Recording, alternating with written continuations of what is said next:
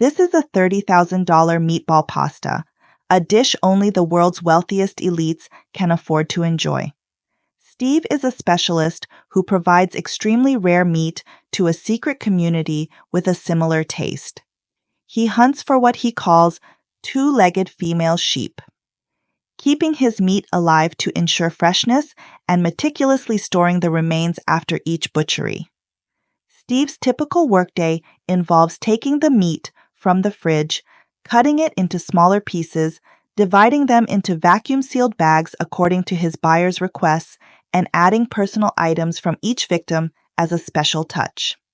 A designated courier then delivers the meat to his clients, and Steve continues his hunt, targeting beautiful single women. One day, while Noah is grocery shopping, Steve seizes the opportunity, charming her with his handsome appearance and humor. Noah agrees to exchange contact information before they part ways. After numerous failed online dates, it feels refreshing for her to have met someone in person. Noah tells her best friend Molly about the encounter, who jokes that he is probably married. Shortly after, Steve texts Noah, and they meet up that night at a bar. Steve claims to be a plastic surgeon, while Noah reveals she is a waitress.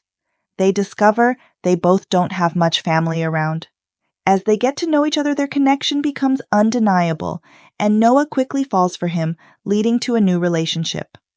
The next morning, Noah takes a picture of Steve sleeping and shares it with Molly, who warns her to be cautious of men without any social media presence, seeing it as a red flag. However, Noah is too smitten to heed the warning. During dinner at Noah's place, Steve learns that she has told her best friend about him. After some dancing, he invites Noah on a surprise trip for the weekend. Molly advises her to take things slow.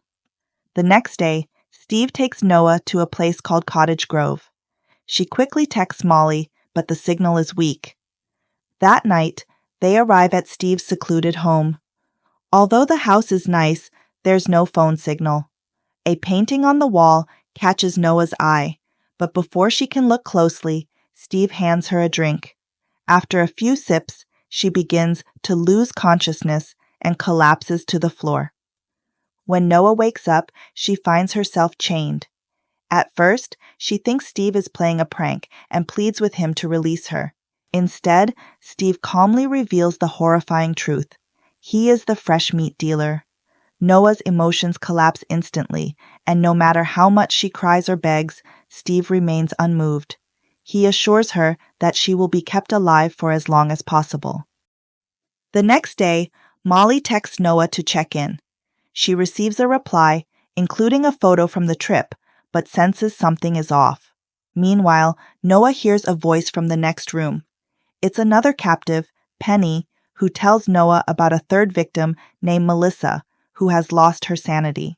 Noah asks Steve if she can take a bath, and he agrees. As she is being led to the bathroom, she observes her surroundings and attempts to resist, but Steve quickly overpowers her, knocking her unconscious. Noah wakes up in a surgical room. As punishment for trying to escape, Steve cuts off a portion of her buttocks. Molly, growing more suspicious, searches online for more information about Steve. She notices the scenery in the photo Noah sent matches one she finds on a travel guide website, raising further alarm.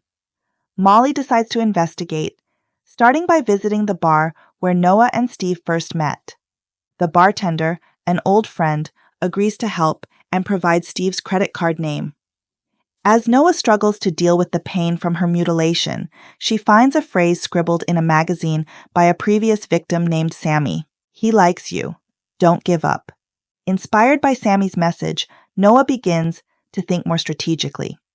She starts asking Steve questions, feigning curiosity about his work and even the taste of human meat.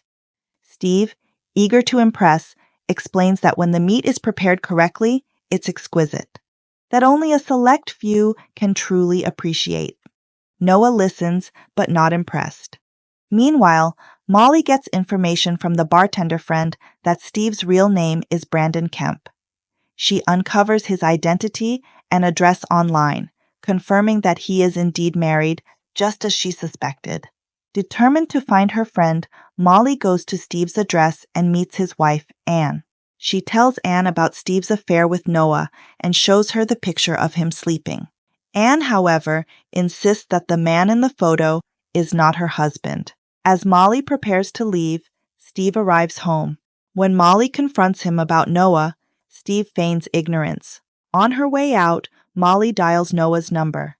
Suddenly, the phone starts ringing from Steve's pocket. Anne knocks Molly unconscious from behind, and Steve packs her into his car. Later, in the bathroom, Anne removes her prosthetic leg before getting into the shower, revealing another unsettling detail of their twisted lives. Back in his butcher house, Steve invites Noah to a dinner of his prized meat. He prepares a special dinner using his previous victim. He explains his journey from self-doubt to confidence in his peculiar taste for human meat, and the wealthy clients who appreciate this delicacy. A $30,000 meatball pasta is served. With fresh meat, this meal would be more expensive. Noah takes a bite, pretending to be impressed. Steve, thinking he has found a kindred spirit, decides to make another meal for her with even fresher ingredients. After dinner, Noah vomits uncontrollably. The next day, Steve invites Noah to another dinner and brings her a dress and makeup. She agrees and dresses up, pretending to be enthusiastic. Steve, also dressed up, leaves his wedding ring behind and ignores Anne's messages. At dinner, they start with a pâté, and Noah eats without hesitation. She feigns curiosity, asking Steve if he treats all his victims to dinner. Pleased, Steve shows her a hidden shelf where he keeps their personal belongings, explaining that the wealthy clients feel closer to these women by having a piece of them. Noah spots Molly's phone case among the items and realizes her friend is in danger. The main course is breast meat. Noah pretends to be in awe of Steve's culinary skills, but suddenly breaks down, expressing her mixed emotions of guilt and pleasure from the meal. Steve, relating to her struggle, comforts her. They dance passionately, and later, Steve lies on the bed, flexing his muscles. Noah excuses herself to the bathroom. When she returns, she attacks Steve, smearing toothpaste in his eyes, grabbing his keys and phone, and locking him upstairs. Steve, blinded and furious, screams after her. Noah rushes to the basement and finds Molly. She finally meets Penny in person and unlocks her shackles. Steve, still in pain, reaches the kitchen and grabs a peppermill. He opens the elevator.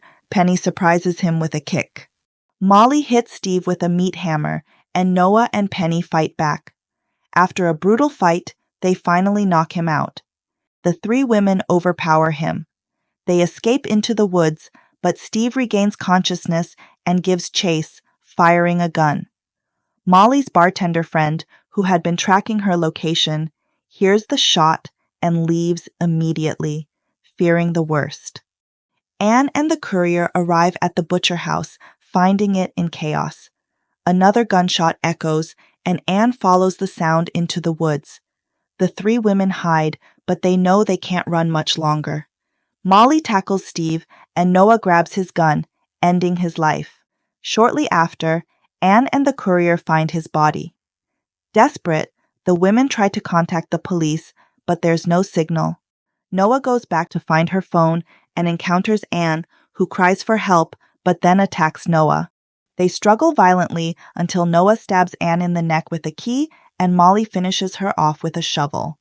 As Noah finally finds out the extent of Steve's deception, her short-lived boyfriend was indeed married, and far worse than she could have ever imagined. For upcoming content, click like, pound that subscribe, and hit notification. Thank you for watching.